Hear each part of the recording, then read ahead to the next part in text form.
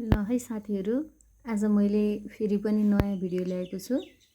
हामीलाई गाह्रो लाग्ने नेपालको संविधान 2072 अनुसार भाग 3 मा रहेको मौलिक हकहरू, जुन धारा 16 देखि 46 सम्म 31 वटा मौलिक हकहरू रहेका छन्, जसलाई मैले सम्झिनको लागि सजिलो तरिका यसरी तयार पारेको छु है।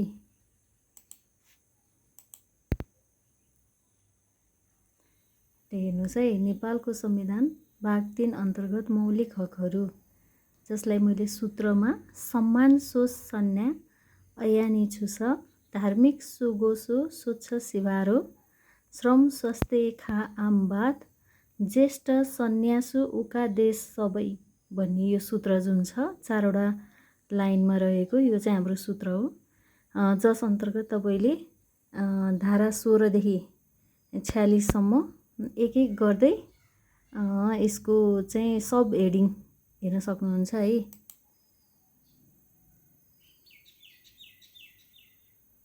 ल सम्मान सोच सन्या ऐयानी छुस भन्ने हाम्रो सूत्र थियो है। ल हेर्नुहोस्, सम्मानबाट सम्मानपूर्वक बाँच्न पाउने हक, सम्मान सोबाट स्वतन्त्रताको हक एकदम सिरियल्ली रहेको छ, र सबाट समानताको हक, सम्मान सोच सन्या भनेपछि सञ्चार र न्याय सम्बन्धी हक है। सम्मान सोच सन्या ऐयानी छुस, यहाँ अपराध पीडितको हक, यातना विरुद्धको हक।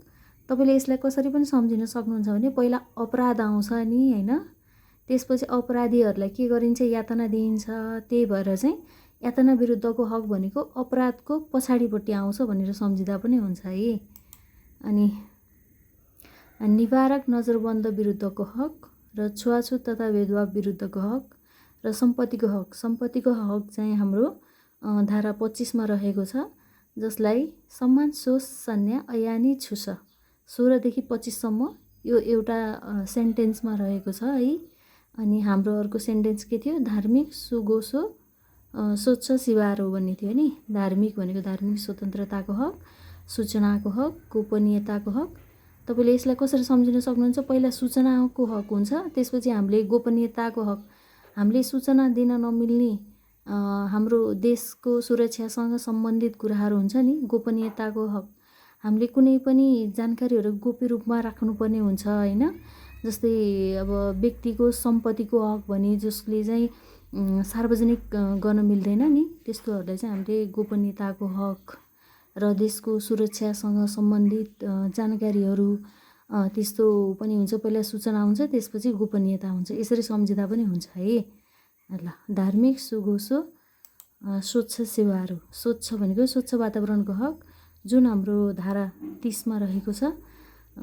सीबाट शिक्षा सम्बन्धी हक, भाषा तथा संस्कृतिको हक, रोजगारीको हक, र श्रम भन्ने बित्तिकै श्रमको हक है। स्वच्छ सिवारो रोसम्ममा चाहिँ हाम्रो दोस्रो लाइनमा थियो हैन, जसलाई हामीले धारा 33 मा रोजगारीको हक भनेका छौँ हैन। श्रम स्वास्थ्य खा आमवाद भनेको हाम्रो अर्को सेन्टेन्स हो। श्रम हाम्रो चाहिँ श्रमको हक भनेको धारा 34 मा रहेको छ, र श्रमपछि स्वास्थ्य यो खाद्य सम्बन्धी हक हो है, खाबाट। अनि त्यसपछि हाम्रो छ खा आमवाद भनेको आवासको हक, त्यसपछि पहिला महिला आउँछ, त्यसपछि बालबालिका, त्यसपछि दलित र ज्येष्ठ नागरिकको हक, ज्येष्ठ सन्यासु उका देश सबै भन्ने हाम्रो लास्टको सेन्टेन्स रहेको छ है। ज्येष्ठ नागरिकको हक भनेको हाम्रो चाहिँ 41 धारा 41, दलितको हक चाहिँ 40 भनेर सम्झिनु होला, र 41 मा चाहिँ ज्येष्ठ नागरिकको हक, त्यसपछि 42 मा सामाजिक न्यायको हक। पहिले न्याय भएपछि सुरक्षाको हक आउँछ है, सामाजिक सुरक्षाको हक, त्यसपछि उपभोक्ताको हक, र उका देश सबै भनेको चाहिँ उपभोक्ताको हक, का देश भनेको चाहिँ देश निकाला विरुद्धको हक, र संवैधानिक उपचारको हक है। यो संवैधानिक उपचारको हक भनेको धारा 46 अन्तर्गत पर्दछ।